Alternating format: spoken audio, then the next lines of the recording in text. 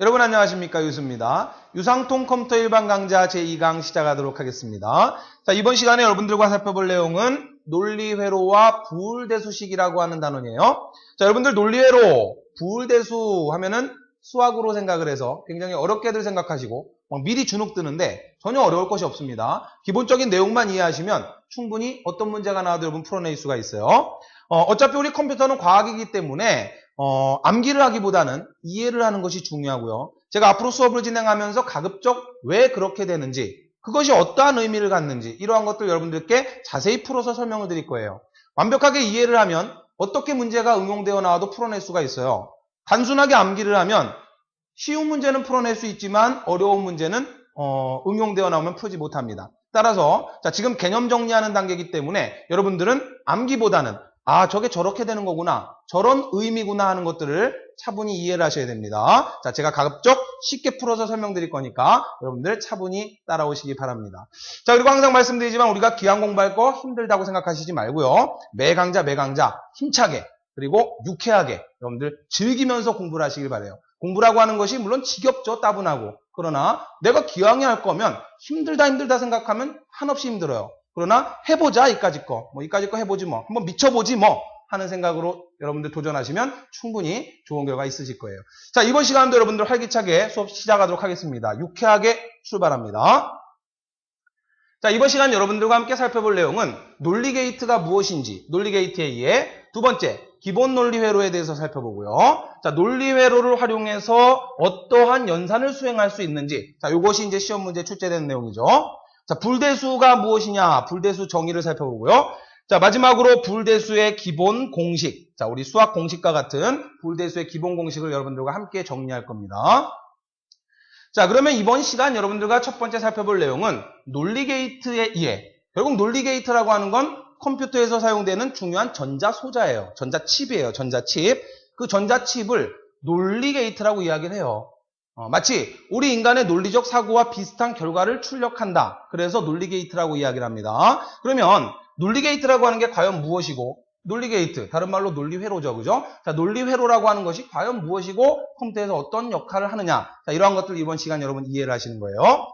우리가 논리 회로를 공부하시기 위해서는 여러분들이 좀 집합에 대해서 생각을 좀 하셔야 됩니다. 여러분들은 집합의 달인이죠?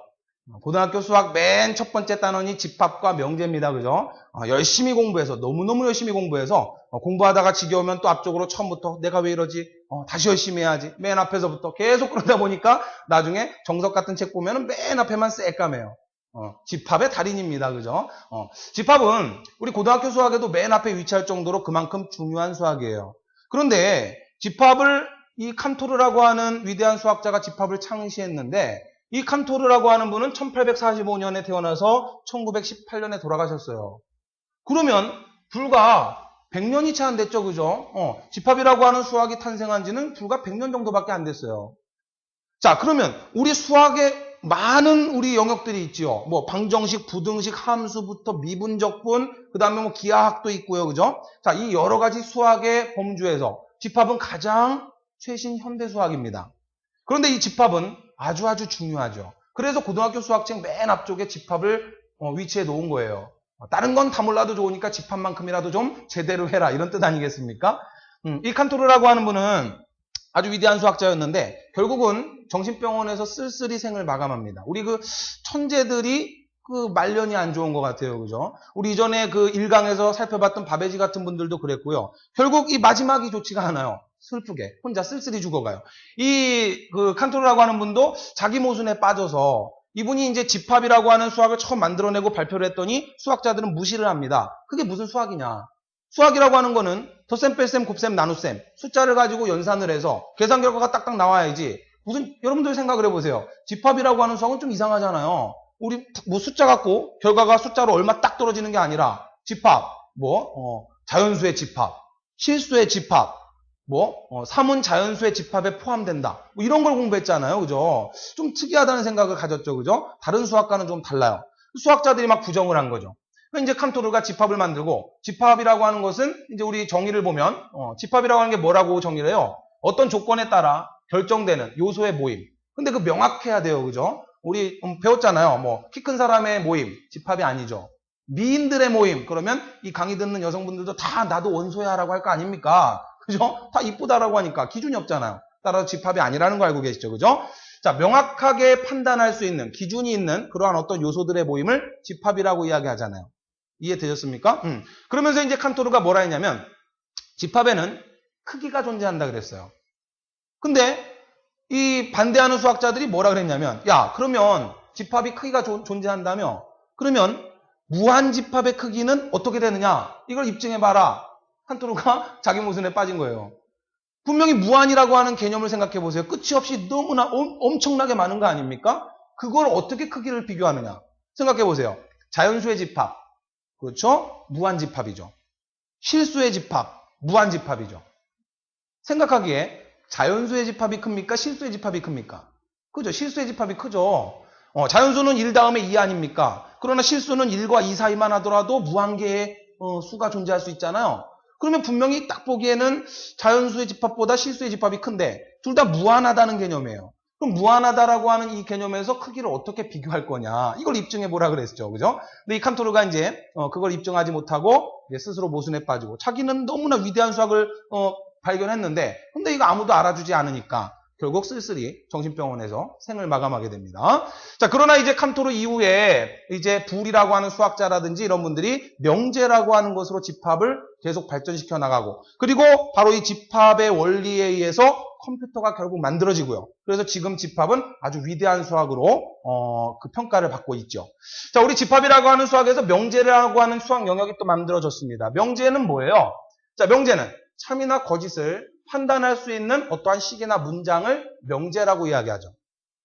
집합과 명제라고 하는 수학이 위대한 이유가 뭐냐면 아까도 말씀드렸지만 기존의 수학은 숫자를 가지고 연산을 해서 어떤 결과가 숫자로 딱딱 떨어지는 이러한 것들이 수학이었는데 집합과 명제는 어때요?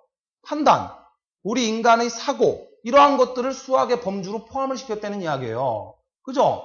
자, 키가 180 이상이고 남자들의 집합. 그러면 판단을 할 수가 있잖아요. 나는 그 원소냐 아니냐. 일단 나는 남자니까 조건 하나는 만족했고 키가 180 이상? 나 180이 안 되네? 그럼 나는 그 집합의 원소가 아니다. 판단을 하잖아요. 이해되셨습니까? 과거의 수학은 판단이라는 게 없었단 말이에요. 그냥 계산해서 결과가 딱 떨어지면 끝나는 거죠. 그런데 집합과 명제로 들어와서는 참이냐 거짓이냐 이런 걸 판단하는 거란 말이죠. 이러한 인간의 판단, 어떠한 논리적 사고 이러한 것들도 수학의 범주로 포함을 시켰다라고 하는 게 집합의 아주 위대한 수학이죠. 결국 그 집합의 이론에 의해서 논리회로가 만들어지고 이러한 논리회로들을 가지고 여러 가지 장치들을 만들어서 지금의 컴퓨터가 만들어지게 된 겁니다. 이해되셨나요? 자, 예를 들어서 명제, 여러분들 이런 거 우리 많이 했잖아요. 3은 자연수이다. 참이에요, 거짓이에요? 참이죠, 그죠? 3은 5보다 크다. 거짓이죠? 3은 자연수이고 5보다 크다. 참입니까, 거짓입니까? 거짓이죠. 3은 자연수이고 이거는 맞았는데 5보다 크다. 이거는 틀렸잖아요. 그죠? 이고라고 하는 말로 묶었기 때문에 둘 다 만족을 해야 되는데 요거는 만족했지만 여기는 만족하지 못했죠? 따라서 이건 거짓이죠. 그죠? 자, 그러면 마지막 3은 자연수이거나 5보다 크다. 참이에요, 거짓이에요? 참이죠. 여기는 3은 자연수이다, 참이죠? 근데 이거나로 연결을 했잖아요. 5보다 크다. 이쪽은 참이고 이쪽은 거짓이에요. 그죠? 그런데 이거나로 연결을 했기 때문에 둘 중에 하나만 참이면 되잖아요. 따라서 이 문장은 참인 문장이죠. 자, 우리 인간은 이렇게 이러한 명제를 봤을 때 판단을 한단 말이에요. 그리고 그것이 참이냐 거짓이냐를 말할 수 있다는 이야기죠. 결국 논리라고 하는 게 뭐예요? 그렇냐 아니냐를 명확하게 하는 게 논리 아닙니까? 그죠? 자, 그러면 우리 인간이 참이냐 거짓이냐 이렇게 결과를 내놓잖아요. 제가 여러분들께 3은 자연수의 집합이다. 맞아요? 틀려요? 그럼 여러분이 맞아요 하고 대답할 거 아닙니까? 아니면 아니에요 라고 대답할 거 아니에요. 이 두 가지를 컴퓨터의 신호로 전기 신호로 한번 표현을 해보자. 그래서 컴퓨터에서는 5V 전기와 1.5V의 전기로 이 두 가지를 상징화시키는 거예요. 참일 때 5V, 거짓일 때 1.5V. 물론 이건 양논리예요. 이를 참으로 보는 겁니다. 아시겠죠? 자, 따라서 5V를 참, 1.5V의 전기 신호를 거짓으로 우리는 상징화시키는 거예요. 컴퓨터는 어차피 약속이에요, 약속. 우리 인간이 그렇게 정해놓으면 그냥 컴퓨터는 그런 거예요. 우리 인간이 초기에 컴퓨터 설계할 때 5V의 전기 신호를 참, 1.5V의 전기 신호를 거짓 이렇게 대응을 시켰단 말이에요. 이해되셨습니까? 결국 이것을 이제 기호화시켜서 좀 편하게 하자. 5V, 1.5V 이거 불편하잖아요. 그죠? 따라서 숫자로 한번 표현해보자. 5V를 1, 1.5V를 0으로 이렇게 표현하자. 됐어요? 그래서 우리는 참을 1로 표현하고 거짓을 컴퓨터에서 0으로 표현하는 거예요. 이해가 되셨나요? 그리고 이것을 무엇라고 합니까? 그 이름도 유명한 비트라고 우리가 이름을 붙이는 거죠. 따라서 비트라고 하는 건 뭐예요? 이진수. 컴퓨터는 비트 1과 0 신호밖에 몰라요. 그러나 실제로 컴퓨터는 1과 0도 모르죠. 컴퓨터가 아는 건 오직 뭐밖에 없어요. 5V 전기, 1.5V 전기. 그런데 그것을 우리가 이제 1과 0으로 기호화시켜서 표현을 하는 겁니다. 아시겠죠? 이제 앞으로 강의를 하면서 제가 1, 0, 1, 0 이러면 1은 5V, 0은 1.5V를 상징하는 거예요. 이해가 되셨습니까? 자, 오케이. 자, 그러면 자, 이러한 이제 그 1.5V 전기와 5V의 전기를 조합을 해서 논리회로라고 하는 걸 만들어서 그 논리회로를 조합을 해서 여러 가지 이런 회로들을 만들고 그러한 회로들을 서로 연결해서 결국 컴퓨터라고 하는 장치가 만들어지는 거예요. 이 회로, 자, 지금 여기 보이시는 이 회로 안에는 많은 논리회로들이 들어가 있단 말이에요. 그럼 이번 시간에 우리가 공부할 거는 그 기본적인 논리회로들이 어떠한 종류가 있느냐, 이걸 공부하는 거예요. 이해가 되었습니까? 자, 이 회로를 이렇게 회로도로 그려서 표현을 해보면 자, 이렇게 그려지는 거죠. 여러 가지 회로들이 막 서로 얽혀 있어요. 지금 파란 선으로 서로 연결된 건 뭐예요? 회로와 회로를 연결시켜주는 전선이죠. 그죠? 자, 회로와 회로들을 서로 전선으로 막 연결해서 이런 식으로 회로 기판 하나를 만들어서 자, 컴퓨터 기판 하나를 만드는 거예요. 이해되셨습니까? 나중에 우리 배우겠지만 이 회로와 회로 사이에 전기 신호가 전송되는 이 전기선, 이 전선, 이걸 뭐라 그래요? 버스라고 이야기하는 거죠. 그죠? 그걸 이제 어려운 말로 데이터의 이동 통로다 이렇게 이야기해요. 버스의 정의가 뭐냐? 데이터의 이동 통로. 괜히 어려운 거죠. 컴퓨터에서 데이터가 이동했다는 이야기는 결국 전기 신호가 이동을 하는 거죠. 자, 따라서 전기 신호를 전달하는 이러한 전선을 버스다라고 이야기를 하는 겁니다. 이해되셨습니까? 오케이. 자, 우리 논리회로를 보면, 자, 실제 논리회로는 이러한 전기회로예요. 전자회로. 그죠? 자, 이런 거 여러분 많이 보시잖아요. 그죠? 여러분들 뭐 TV나 컴퓨터나 이런 거 이렇게 뜯어보시면 이런 회로들이 많이 붙어 있죠. 자, 바로 이러한 회로 안에 어때요? 논리회로들이 이렇게 막 들어가 있단 말이에요. 자, 좀 더 자세하게 보여드리면 이런 식으로. 자, 예를 들어서 지금 이 회로를 그림으로, 설계도로 이렇게 그려본 거예요. 조금 이따 배우겠지만 이건 AND라고 하는 회로의 기호입니다. 설계도를 이렇게 그리는 거예요. 저 회로 안에 AND 회로를 4개를 이렇게 연결해서 자, 이쪽으로 전기선이 이렇게 연결되겠죠? 전기선이 쭉 연결돼서 이쪽으로 신호가 들어가죠. 그죠? 예를 들어서 여기에 5V 전기 신호 들어가고 여기 예를 들어서 1.5V 전기 신호가 이렇게 들어가요. 그러면 얘는 뭐예요? 1이죠? 얘는 0이죠? 다시 말하면 1이 들어가고 여기 0이 들어간다는 소리죠? 자, 이렇게 들어오면 이 회로가 결과를 출력합니다. 자, 얘는 AND 회로예요. 그럼 한번 생각해 보세요. AND는 그리고죠? AND는 그리고. 참 그리고 거짓. 그러면 참이 출력될까요? 거짓이 출력될까요? 그죠? 거짓이 출력되는 거예요. 그럼 이리로 뭐가 출력돼 나가요? 이쪽으로 0이라고 하는. 다시 말하면 1.5V의 결과값이 출력돼 나가는 거죠. 무슨 의미인지 이해되셨습니까? 이제 우리가 이러한 논리회로를 공부하는 거예요. 아, 전기 신호가 2개가 이렇게 들어가요. 하나는 1.5V, 하나는 1.5V 신호가 들어가요. 그러면 이 논리회로는 그렇게 만든 거예요, 우리 인간이. 자, 어떤 결과를 출력하게 만들었어요? 그죠? 1.5V, 0을 출력하게. 그리고니까. 참, 그리고 거짓. 아까 우리 했지 않습니까? 그죠? 3은 자연수이고 참인데, 그죠? 그런데 5보다 크다라고 하는 거짓이 들어갔잖아요. 그러면 출력되는 결과값은 뭐가 나와야 된다? 거짓이라고 하는 1.5V 신호를 출력해야 된단 말이죠. 이해가 되셨습니까? 아, 자, 우리 인간의 사고와 같은 그러한 그리고 또는 이러한 것들을 전기회로로 만들어서 자, 참이다라고 하는 것을 5V, 거짓이다라고 하는 것을 1.5V로 상징해서 그 2개의 전기 신호를 가지고 뭔가 조합을 해서 원하는 결과를 만드는 여러 가지 회로들을 만들었단 말이에요. 그리고 그 회로가 마치 우리 인간의 논리적 사고를 대응시키는 것과 같다라고 해서 논리회로다라고 이름을 붙인 거예요. 이해가 되셨습니까? 오케이, 계속 갑니다. 자, 그러면 기본적인 이런 논리회로가 무엇이 있느냐. 첫 번째, 여러분들 너무너무 잘 아시는 AND 게이트라고 하는 게 있죠. 그죠? 자, AND다라고 하면 그리고가 되니까 A 그리고 B. 그래, A와 B를 모두 만족하는 것을 우리는 참으로 보는 거예요. 그죠? 자, 예를 들어 이런 이야기입니다. AND 게이트의 특징은 뭐예요? 첫 번째, 인간의 그리고의 사고에 대응되는 거죠. 집합으로 따지면, 자, 이 모든 것들이 어디서? 집합 이론에서 나왔단 말이에요. AND는 집합으로 따지면 뭐예요? 자, 중요 표시하세요. 집합의 교집합에 해당한다는 거. 자, 왜냐하면, 그리고니까, A 그리고 B. 그러면 A에도 속하고 B에도 속해야 되니까 우리가 집합으로 따지자면 A라고 하는 집합이 있고 B라는 집합이 있으면 A 그리고 B니까 A에도 속하고 B에도 속하고 따라서 이 교집합 부분에 해당하는 거예요.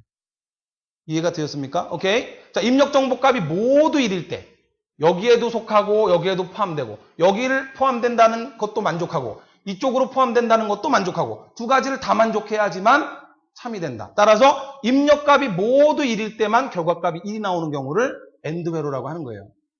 그리고 가만 보니까 그게 뭐 우리 인간의 그리고라고 하는 사고랑 똑같더라. 그래서 AND 게이트다라고 이름을 붙인 거죠. 스위치로 봤을 때는 뭐예요? 직렬 연결. 여러분들 교재 나올 거예요. 자, 스위치가 이렇게 있어요. 그리고 이렇게 있고. 자, 스위치가 또 하나가 있습니다. 그리고 이쪽에 이제 전구가 하나 연결되어 있어요. 자, 전기 신호가 쭉 들어온다면 이쪽에서 전기 신호가 들어온다면 얘만 스위치를 닫으면 스위치를 닫았을 때 1로 보는 거예요. 전기풀 들어옵니까? 들어오지 않죠. 그죠? 자, 얘도 스위치를 닫아줘야지만 전기가 불이 들어오겠죠. 그죠? 따라서 이쪽도 스위치를 닫고 이쪽도 스위치를 닫아줘야지만 불이 들어온다. 그래서 스위치로 연결했을 때 직렬 연결이 바로 AND 회로에 해당하는 겁니다. 오케이? 자, AND 게이트 계속해서 볼게요. 자, 그러면 이 AND 게이트의 결과값을 한번 표로 그려보자. 자, 아까도 말씀드렸지만 여기 0, 0이라고 써있죠. 실제로는 뭐예요? 두 입력 신호가 1.5V, 1.5V가 들어왔다는 이야기죠. 그러면 결과값을 뭘로 출력할 거냐? 자, AND로 생각해 보세요. AND는 그리고 아닙니까? 그리고. 제가 여러분에게 약속을 했습니다. 빵하고 그리고 우유 사줄게. 그죠? 사줬을 때 1이고 안 사줬을 때 0이에요. 그러면 00이라는 이야기는 이걸 A, B로 보지 말고 빵, 우유로 보시란 말이에요. 빵하고 그리고 우유 사줄게 라고 약속을 했어요. 빵도 안 사주고 우유도 안 사줬습니다. 약속 안 지켰죠? 빵 안 사주고 우유 사줬어요. 약속 지켰습니까? 무조건 우유라도 사주면 좋아요? 아니잖아요. 빵 그리고 우유 사줄게. 그러면 빵하고 우유를 다 사주겠다는 이야기잖아요. 따라서 아무리 우유를 사줬어도 약속 안 지켰죠. 빵 사줬어요. 우유 안 사줬습니다. 약속 안 지켰죠? 빵하고 우유를 모두 사줬을 때 유수쌤은 역시 약속을 지키는 착한 사람이야. 우리 이렇게 판단을 하잖아요. 오케이? 아하. 자, 이것을 이렇게 0과 1의 기호로 대응시켜서 결과값을 봤더니 자, 0, 0일 때 0 나오고 0, 1일 때 0 나오죠? 1, 0일 때 0 나와요. 1, 1일 때. 둘 모두 만족할 때만 1이 출력되더라. 다시 말하면 그런 회로를 만든 거예요. 회로 하나 만든 다음에 1.5V, 1.5V 들어가면 1.5V가 나오게. 1.5V, 5V 들어가면 1.5V 나오게.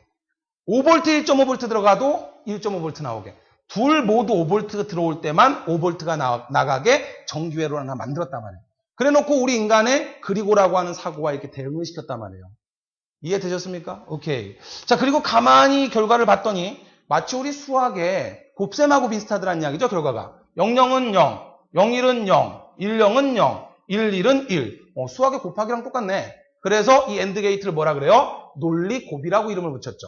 그리고 식을 어떻게 써요? 이렇게. y는 a 곱하기 b. 그러나 이제 엄밀히 말해서 이걸 읽을 때는 뭐라고 읽어야 돼요? y는 a 논리고 b. 또는 y는 a and b. 이렇게 읽어야 되는 거예요. 오케이? 됐습니다. 자, 그리고 이 회로를, 이 전자회로를 우리가 설계도를 그려야 되니까 기호를 하나 만들자. 그래서 만들어낸 기호가 이런 기호를 만든 거죠. 자, 이쪽에서 a, b가 입력값이 되는 거고 여기는 출력값이 되는 거죠. 됐습니까? 이게 뭐예요, 이게? 전기 코드 아니에요, 전기 코드. 여러분들 전기 코드 이렇게 푹 꼽잖아요. 이쪽 전기 꼽는 거 아닙니까? 두 개가 다 꼽혀야지만 전기, 불 들어오잖아요. 이해되셨습니까? 전기 코드에 기인해서 이렇게 기호를 만든 거예요.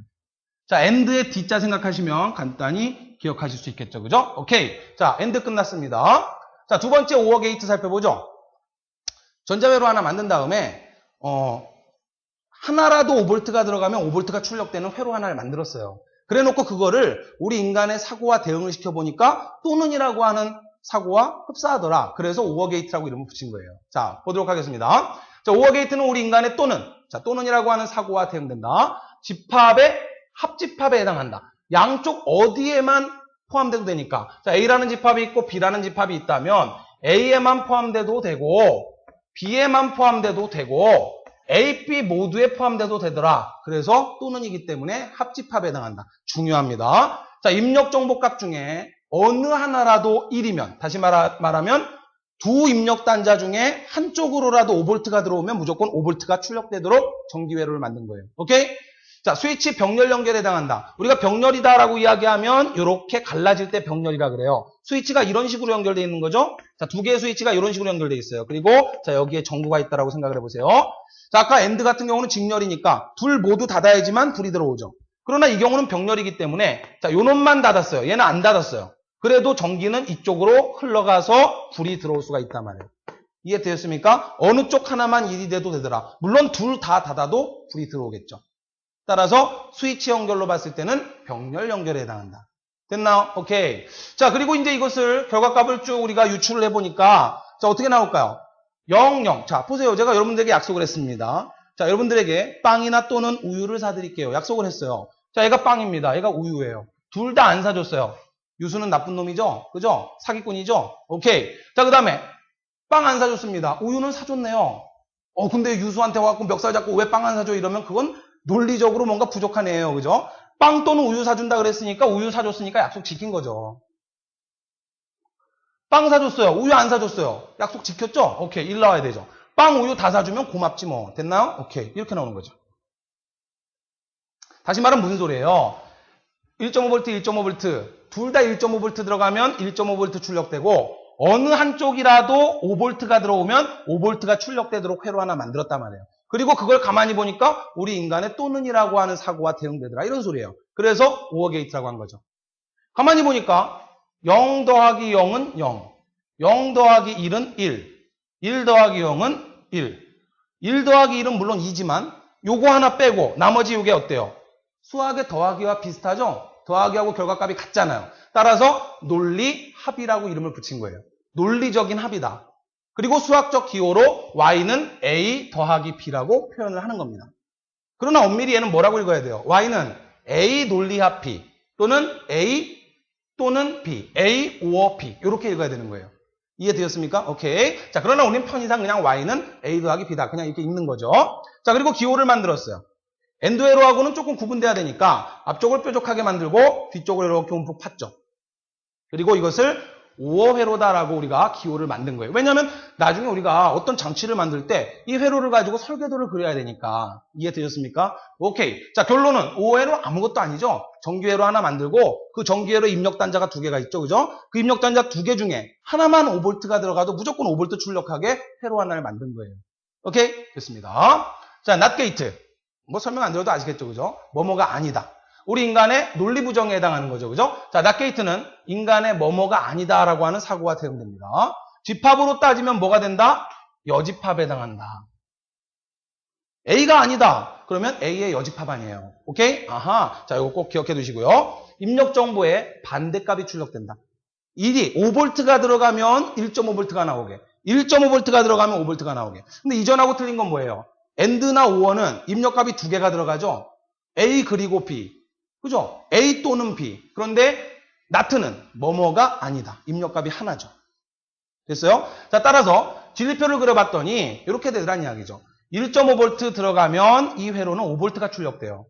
5V가 들어가면 반대로 1.5V로 바꿔서 출력을 합니다. 자, 이렇게 출력을 하는 회로를 하나 만들었죠. 그리고 우리 인간의 사고와 대응했더니 뭐뭐가 아니다. 0이 아니다. 1이고 1이 아니다. 0이 되는 거죠.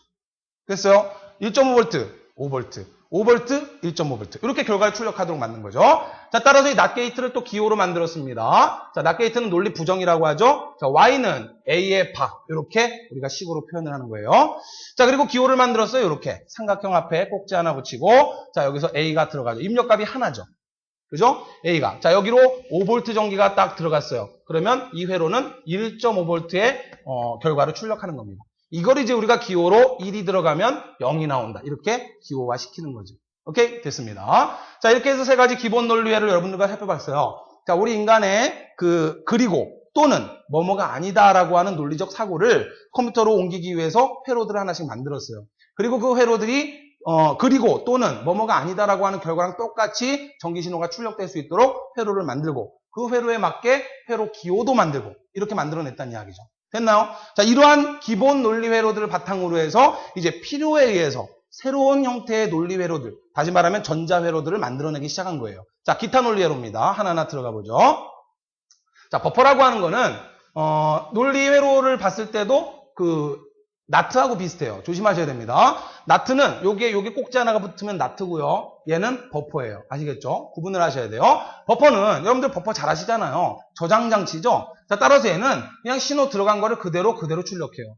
0이 들어가면 5V 들어가면 5V 출력하고 1.5V 들어가면 1.5V 그대로 출력합니다. 자, 따라서 버퍼 큰 의미가 없고요. 자, 난드 게이트. 요 놈이 중요하죠. 자, 난드 게이트는 not and 게이트의 합성이에요. not and. and와 not to 회로를 합쳐놓은 거예요.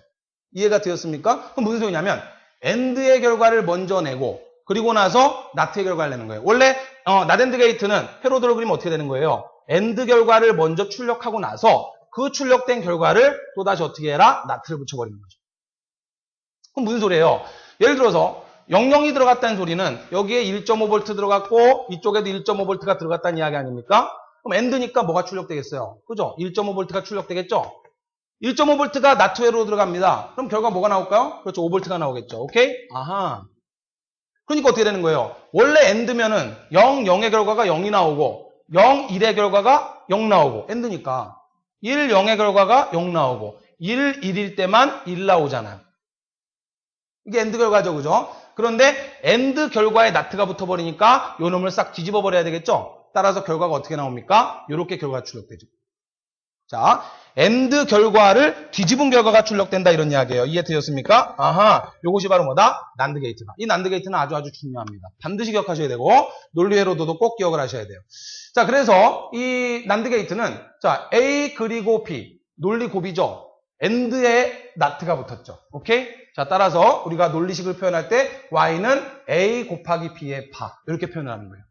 이해되셨나요? 오케이. 자, 그리고 기호를 하나 만들었죠? 이렇게 기호를 표현합니다. AND 게이트에 꼭지가 붙었어요.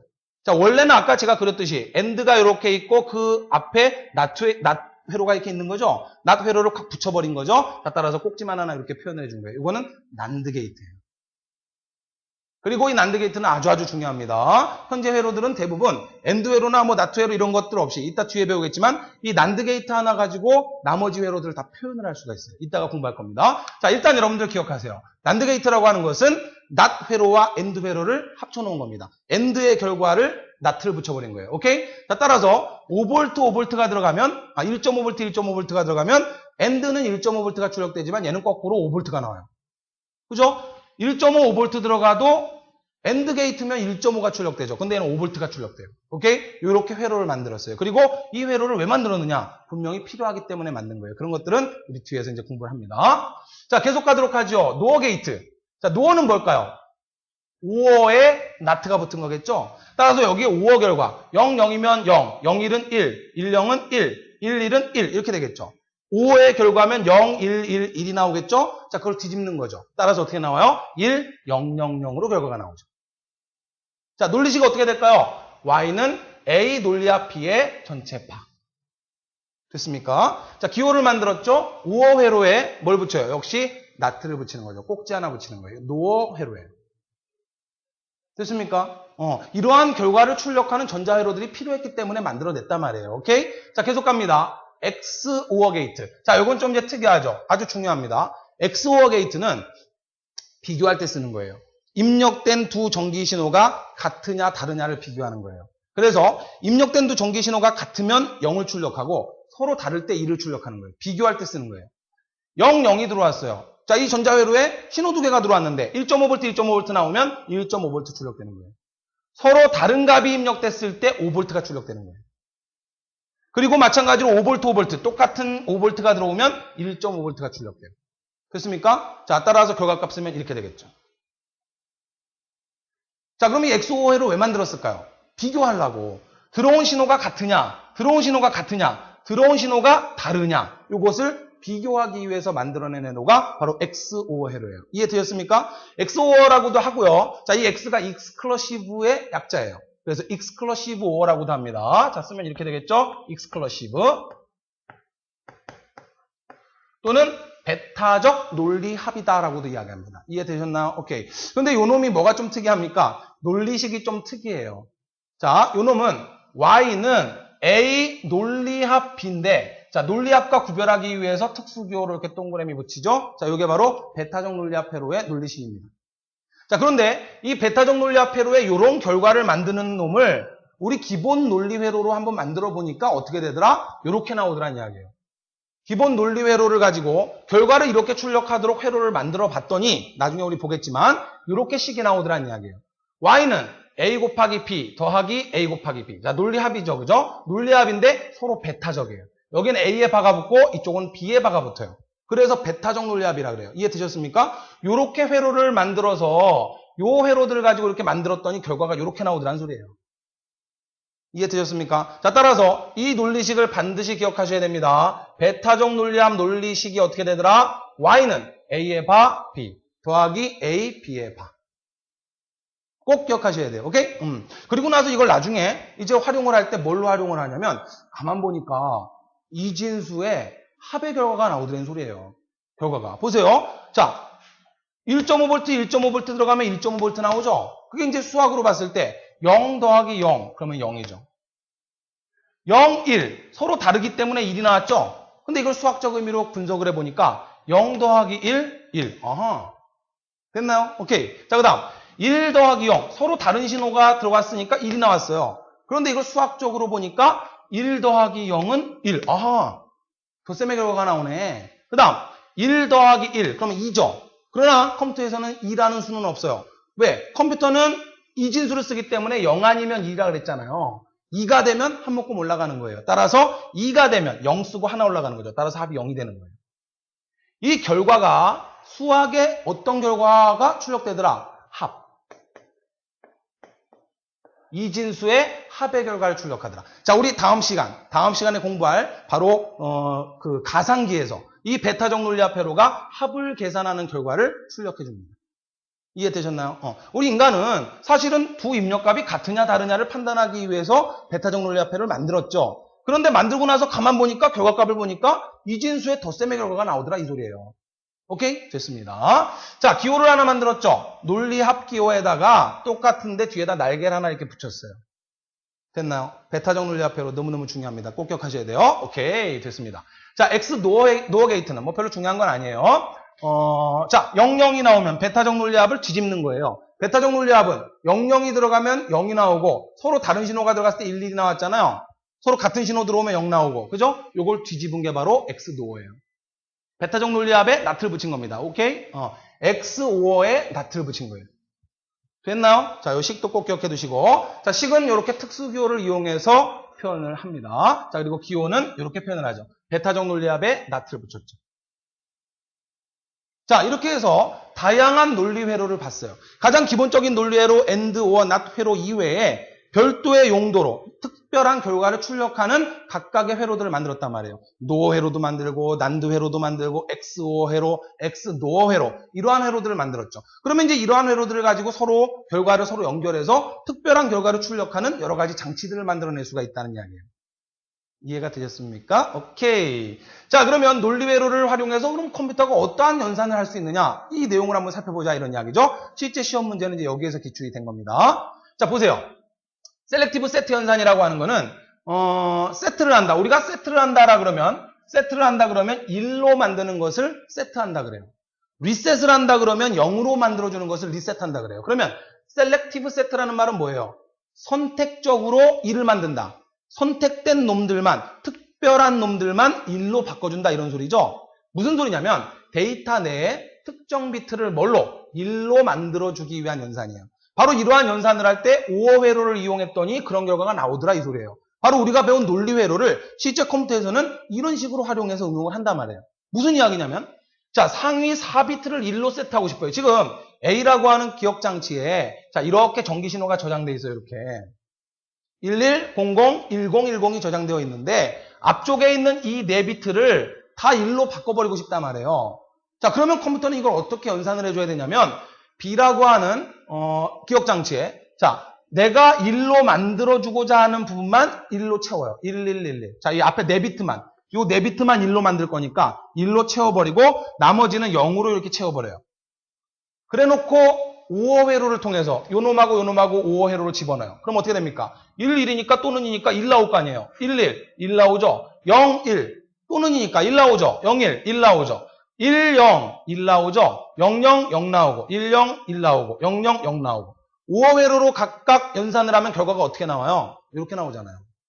그러면 자 보세요. 아까 원래 A라고 하는 기억장치에 있던 값은 1100, 1010인데 자 이렇게 B라고 하는 데다가 내가 1로 만들어줄 부분만 이렇게 1을 놓고 나머지 전부 0을 넣은 다음에 5호 연산을 막 시켰단 말이에요. 이렇게. 그랬더니 어떻게 되더라 결과가 1111. 자, 요 앞에 네 부분이 내가 원하는 네 비트가 다 1로 바뀌었고 나머지 1010이라고 하는 이 값은 그대로 원래 값을 유지했죠. 이해되셨나요? 당연하잖아요. 5호는 어차피 하나만 1이어도 무조건 1이니까 이렇게 1을 쭉 집어넣어버리면 결과는 당연히 다 1 나오죠. 그리고 나머지 0으로 집어넣어보면 요놈 결과가 그대로 나온다 이 소리예요. 바로 5호 회로와 같은 이러한 논리 회로로 이러한 결과를 컴퓨터에서 얻어낼 수 있더라 이런 소리예요. 이해되셨나요? 오케이. 또 계속 갑니다. 자, 시험 문제는 뭐가 나와요? 셀렉티브 세트 현산에 쓰이는 게 뭐예요? 5호 회로라는 거 꼭 기억하셔야 돼요. 오케이? 두 번째, 마스크 현산 봅니다. 자, 마스크 현산은 반대예요. 리셋 시키는 거예요. 다시 말하면 0으로 만들어버리는 거예요. 내가 원하는 부분을 0으로 수정하고 싶다. 자, 데이터 내 특정 비트를 0으로 리셋하기 위한 동작을 말합니다. AND 회로를 사용해요. 그러면 무슨 소리냐면 앞쪽 4비트를 0으로 바꾸고 싶어요. 자, 아까랑 똑같이 A라고 하는 기억장치에 1100, 1010이 기억되어 있는데 요 놈을 요 앞에를 전부 0으로 바꾸고 싶단 말이에요. 자, 그때 컴퓨터는 어떻게 연산을 하냐면 자, 여기에다가 0으로 만들고자 하는 부분을 0으로 채워요. 그리고 나머지를 다 1로 채워버려요. 그리고 무슨 회로? AND 회로로 AND 연산을 합니다. 그러면 보세요. 10, AND는 둘 모두 1일 때 1이 출력되잖아요. 오케이? 자, 따라서 10, 0, 10, 0, 00, 0, 00, 0 나오겠죠? 다시 말하면 당연한 거 아닙니까? 둘 다 1이어야지 1을 출력하는데 다 0을 넣어버렸으니까 당연히 뭐 나와요? 다 0 나오겠죠? 그죠? 그리고 이쪽은 전부 1을 넣어놨으니까 111, 010, 111, 010. 아, 따라서 결과가 어떻게 나오더라? 내가 리셋하기를 원했던 앞에 4비트는 전부 0이 됐고 그 다음 뒤쪽에 1010은 그대로 유지가 됐더라. 오케이? 이게 바로 뭐예요? 마스크 현산이에요. 아, AND 회로를 컴퓨터에서 이런 식으로 활용해서 이런 결과를 낼 수가 있구나. 됐습니까? 시험 문제는 뭐가 나와요? 마스크 현산하면 여러분 무조건 뭘 생각해야 됩니까? AND 회로가 딱 떠올라야 돼요. 셀렉티브 세트 현산은 5호 회로, 마스크 현산은 AND 회로. 됐어요? 오케이, 계속 갑니다. 자, 이번에는 셀렉티브 컴플리먼트. 컴플리먼트라고 하는 거는 반전시킨다, 보수라는 뜻이에요. 여러분들 집합에서 A의 여집합, 우리 A의 여집합이라고 할 때 A의 여집합을 쓰잖아요. 이때 이 C자가 컴플리먼트의 약자예요. 오케이? 따라서 컴플리먼트는 반전시킨다는 소리입니다.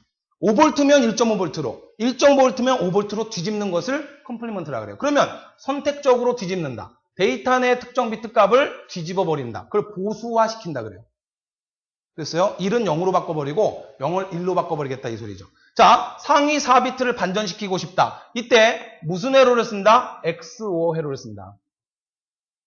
자, 그러면 무슨 이야기예요? 1100, 1010이 저장되어 있는데 요 앞에 4비트를 반전시키고 싶어요. 다시 말하면 1100을 0011로 바꾸고 싶단 말이에요.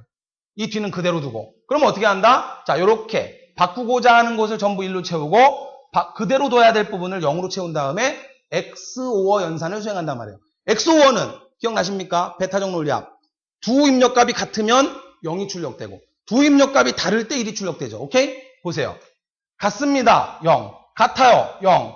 달라요. 1. 달라요. 1. 오케이? 아하. 따라서 어떻게 됐어요? 보세요. 여기만 딱 보세요. 같아요. 0. 같아요. 0. 달라요. 1. 달라요. 1. 아, 0011이 나와버리잖아요. 뒤집혔죠? 반전됐죠? 원래는 1100이었는데 0011로 바뀌었죠? 오케이. 자, 뒤쪽은 10 달라요. 00 같아요. 10 다르고 00 같아요.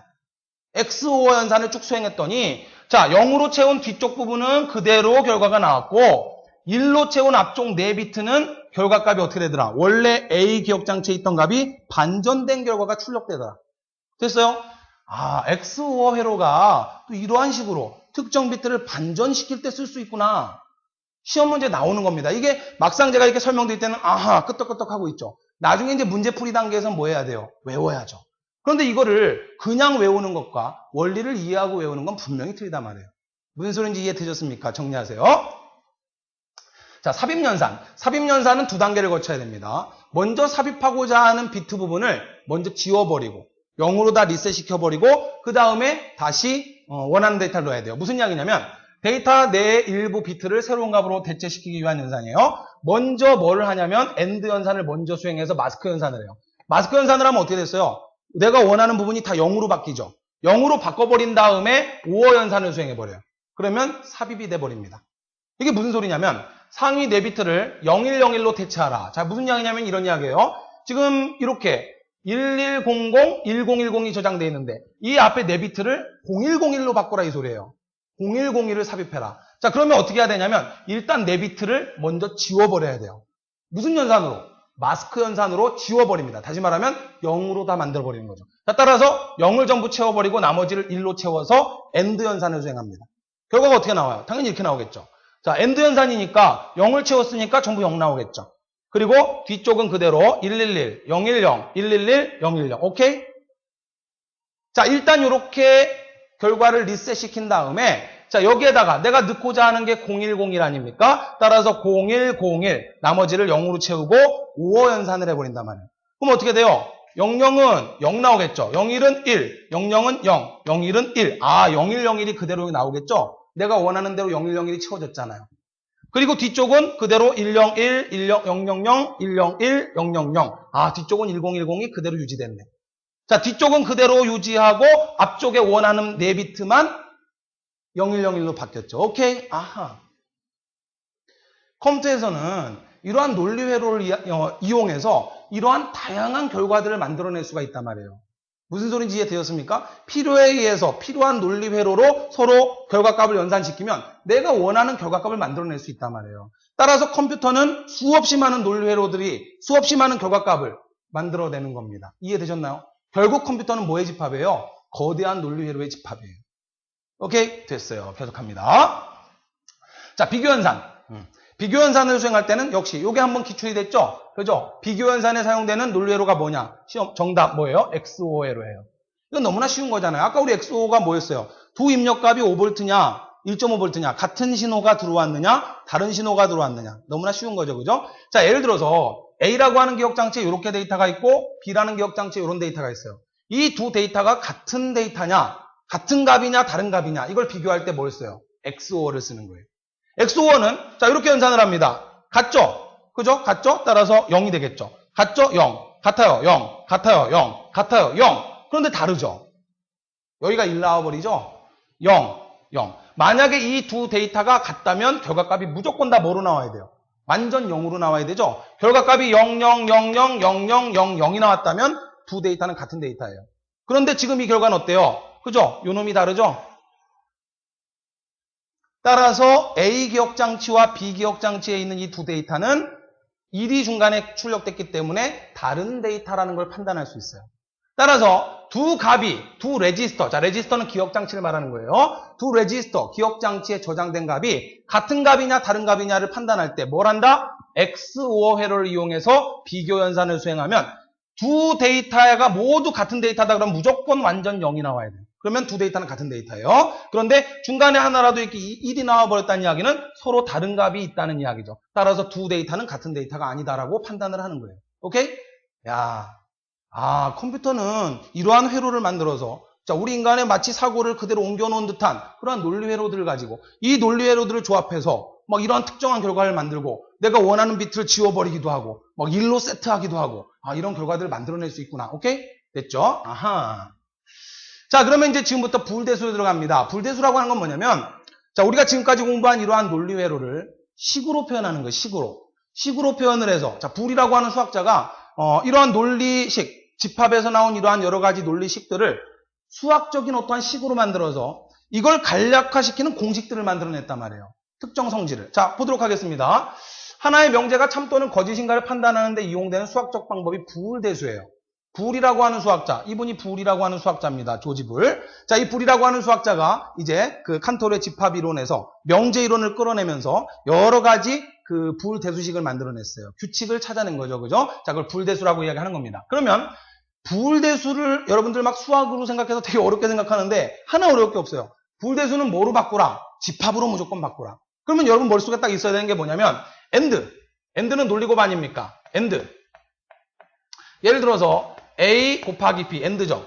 그죠? 요걸 집합으로 바꿀 땐 뭘로 바꿔요? 그렇죠? A 교집합 B로 바꿔야 되는 거죠. AND는 교집합이에요. 둘 모두 포함돼야 되니까. 그 다음 5원은 뭘로 바꾸면 됩니까? 자, 5원은 우리 논리식으로 표현할 때 A 논리합 B 이렇게 표현되잖아요. 자, 요것을 여러분은 뭘로 바꾸라? 집합으로 바꾸라. A 합집합 B로 바꾸라. 오케이? 그 다음 나트는 자, 나트는 우리 어떻게 씁니까? A의 바 이렇게 쓰죠? 자, 이놈을 뭘로 바꾸라? A의 여집합으로 바꾸라. 자, 집합으로 바꿔서 표현하면 너무너무 쉬운 거예요. 그 다음 우리가 집합으로 바꿔서 표현할 때 결과값이 0이면 이 0은 우리 집합으로 따지면 뭐예요? 공집합을 생각하면 되는 거예요. 그 다음 결과값이 1이 나왔다 그러면 이 1은 전체 집합 U를 생각하면 돼요. 오케이? 자, 이렇게 생각을 하고 바꾸어서 생각하면 하나 어려울 게 없어요. 자, 보세요. 자, 하나하나 불대해서 교환법칙. 자, 첫 번째 교환법칙이 뭐냐면 A 논리합 B는 B 논리합 A랍니다. A 논리곱 B는 B 논리곱 A. 이건 당연한 거죠? 설명 안 드려도 되겠죠? 보세요. 빵 또는 우유, 우유 또는 빵. 빵 또는 우유나 우유 또는 빵이나, 그죠? 따라서 뒤집어도 상관없다. 당연한 이야기고요. 더 설명드릴 게 없어요. 자, 두 번째 결합법칙. 수학에서 똑같습니다. 그죠? 자, A 더하기 B 더하기 C면, 자, 이렇게 먼저 묶여 있다면 전부 더하기니까 순서 이렇게 바꿔도 상관없다는 거죠? 얘를 먼저 연산해도 상관없다는 거예요. 보세요. A 합집합, B 합집합 C예요.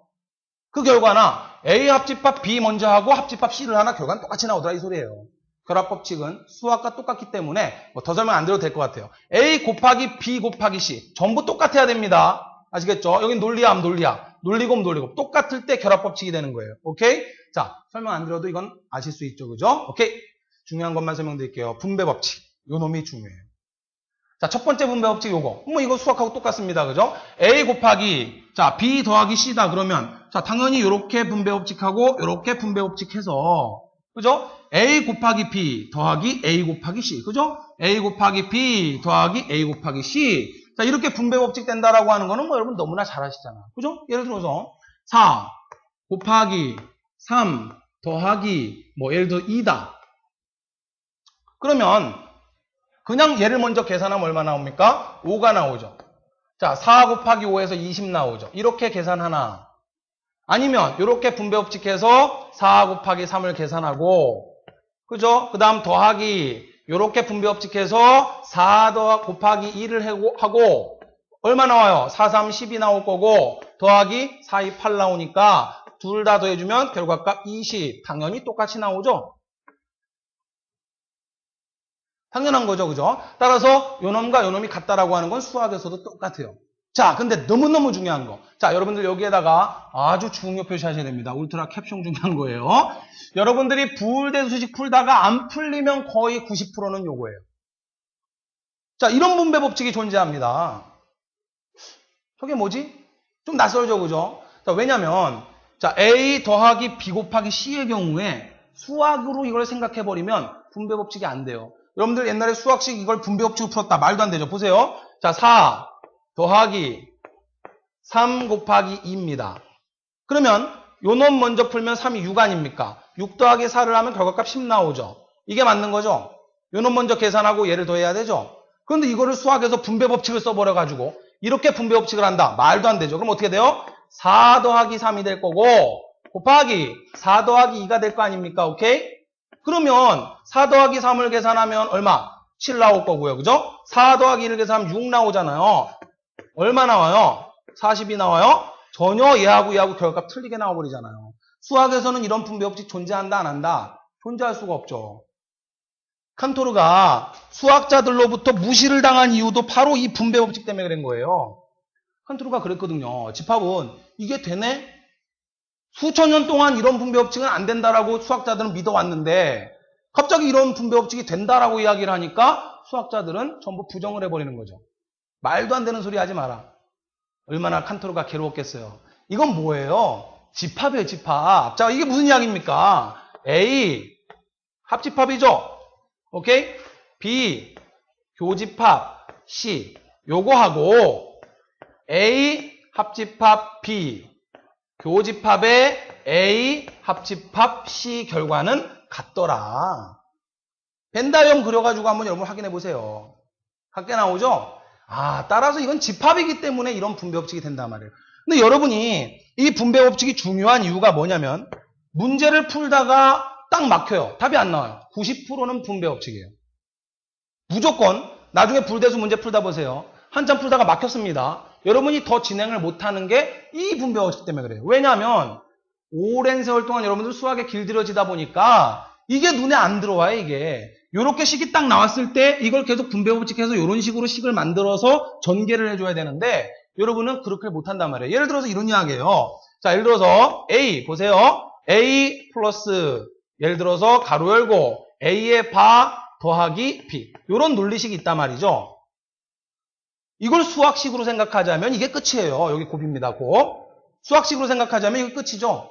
그러나 이건 집합이기 때문에 분배법칙이 된단 말이에요. 이렇게 분배법칙 되고 이렇게 분배법칙이 된단 말이에요. 그럼 어떻게 돼버리냐면 A 논리합 A의 여집합 이렇게 분배법칙 되고 그 다음 이렇게 더해서 A 논리합 B가 된단 말이에요. 집합에서는. 그러면 뭐가 줄여지느냐? 얘가 줄여진단 말이에요. 얘가. 이게 뭐예요? A 합집합 A의 여집합. 그러면 A 합집합 A의 여집합은 뭐예요? 전체 집합 아닙니까? 전체 집합. 다시 말하면 1이죠, 1. 그죠? 그러면 1하고 얘하고 곱하나 마나 결과값은 이렇게 나오잖아요.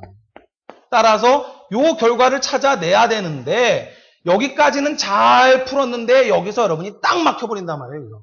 눈에 안 들어와 이게.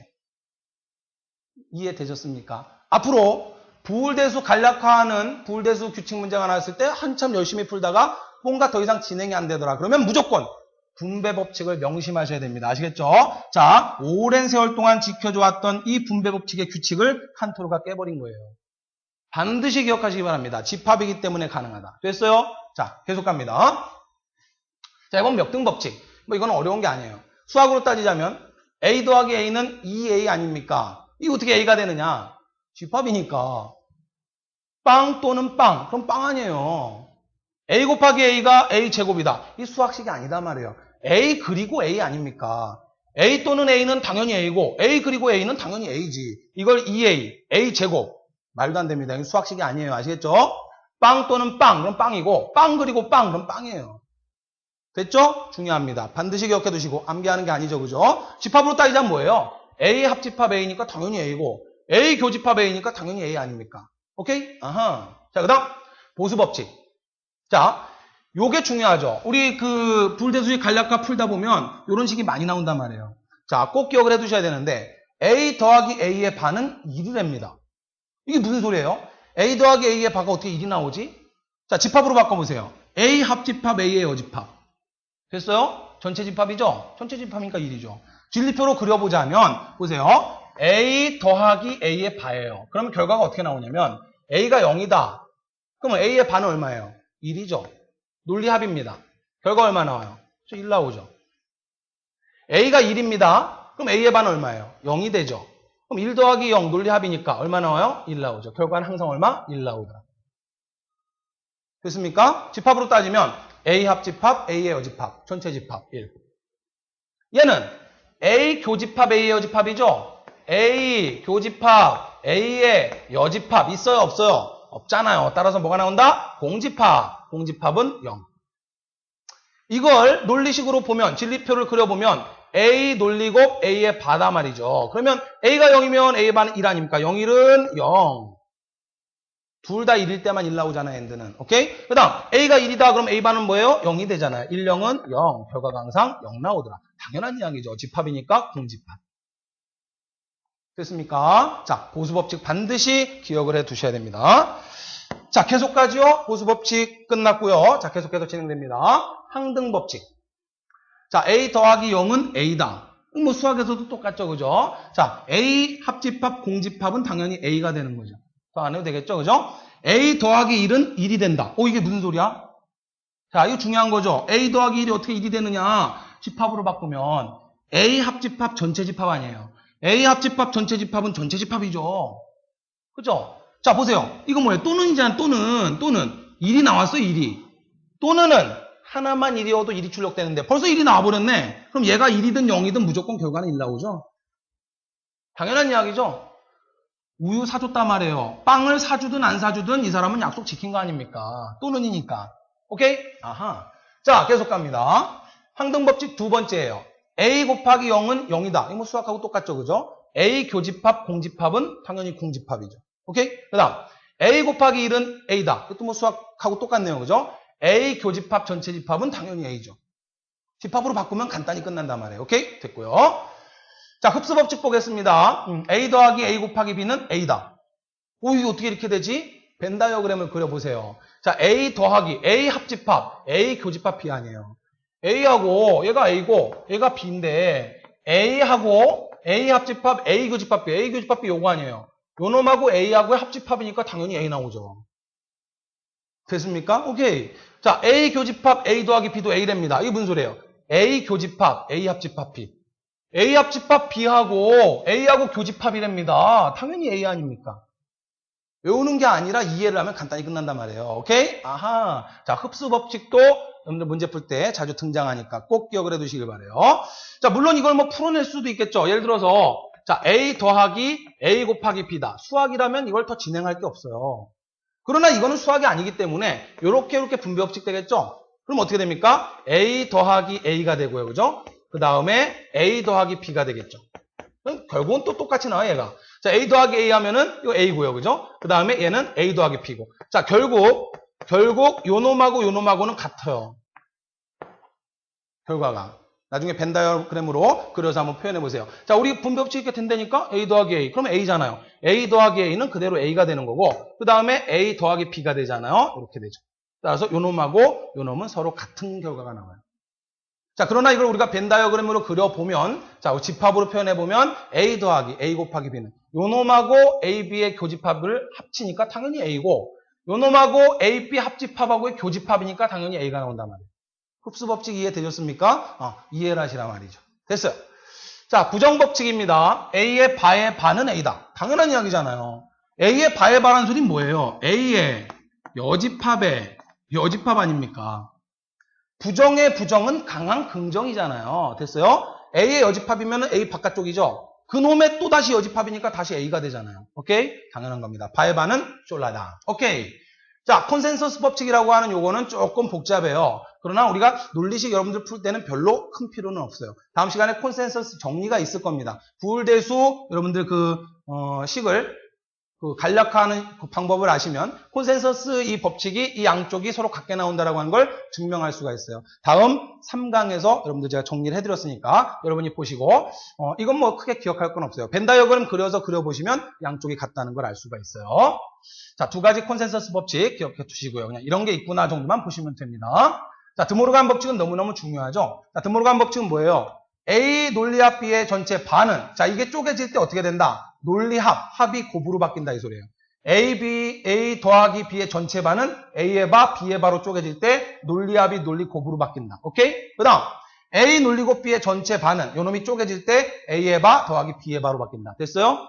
이게 뭐예요? 우리 집합에서 했잖아요. 여러분들 고등학교 수학에서 집합에서 A 합집합, B의 여집합은 드모르간 법칙 배웠잖아요. 이거 안으로 들어갈 때 A의 여집합이 되고 얘는 B의 여집합이 될 때 합집합이 뭘로 바뀌더라? 교집합으로 바뀌더라.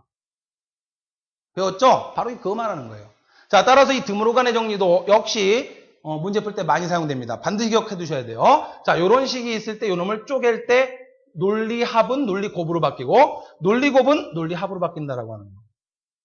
자, 이렇게 해서 우리 수학자 부울이 정리한 부울대수 공식을 전부 정리를 해봤어요. 자, 이것들을 처음에는 암기하려고 하시면 안 돼요. 아, 집합으로 생각해서 저렇게 되는 거구나. 그리고 이제 문제를 막 풀다 보면 자동으로 그 식들이 암기가 되게 돼 있어요. 일단은 왜 그런지를 이해하셔야 됩니다. 이해되셨습니까? 오케이.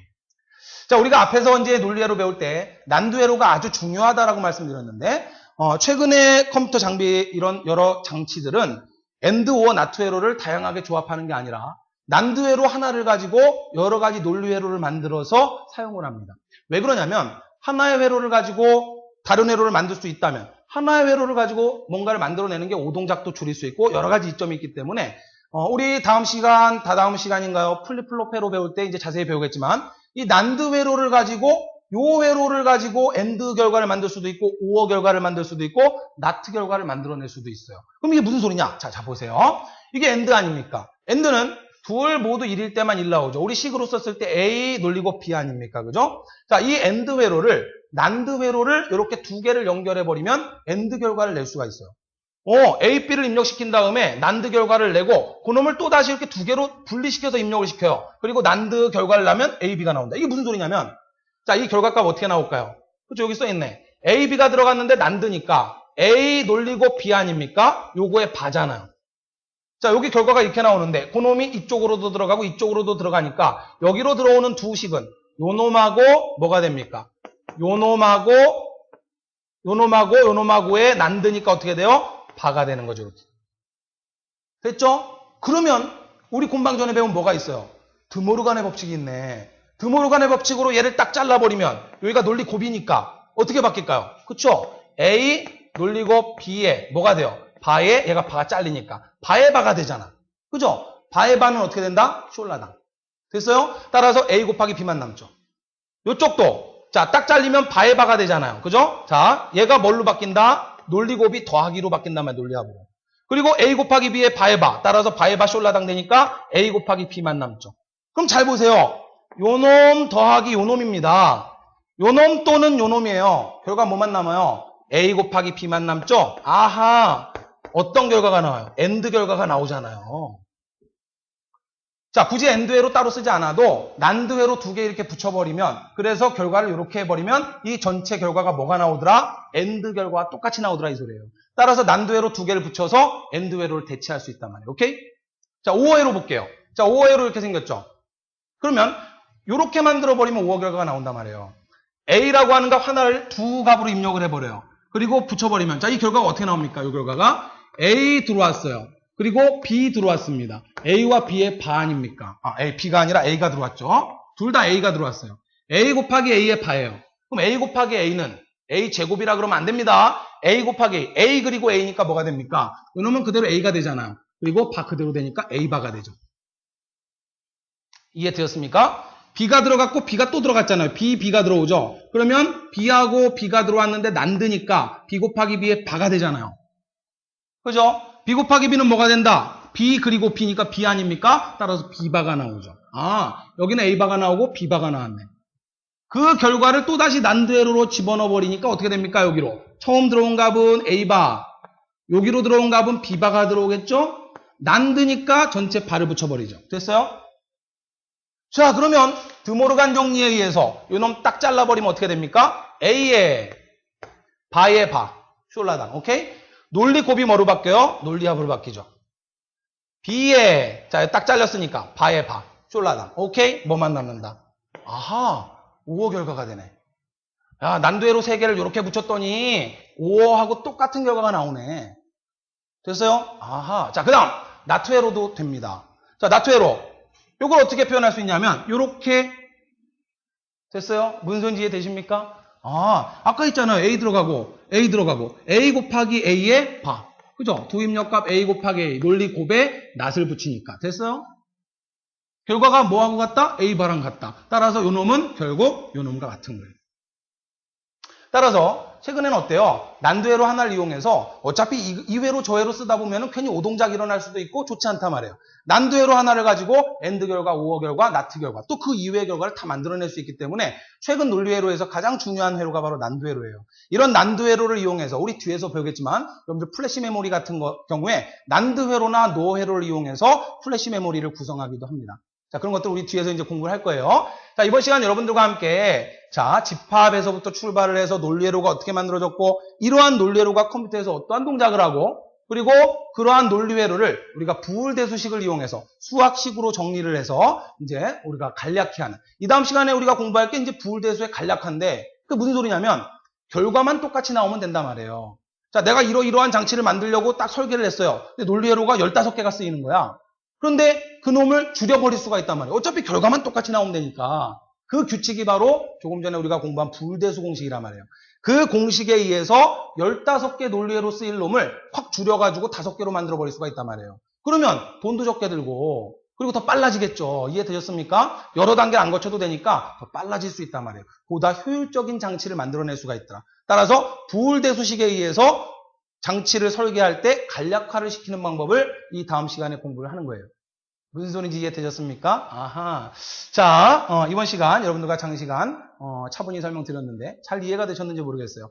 아직은 암기까지 안 돼도 좋아요. 아, 저게 저런 거구나 정도만 쭉 이해해 나가시면 계속 수업 따라오시고, 그리고 마지막 문제풀이 때 제가 쭉 문제 풀어드리면, 아, 이렇게 되는 거구나 하고 이해하실 수 있을 거예요.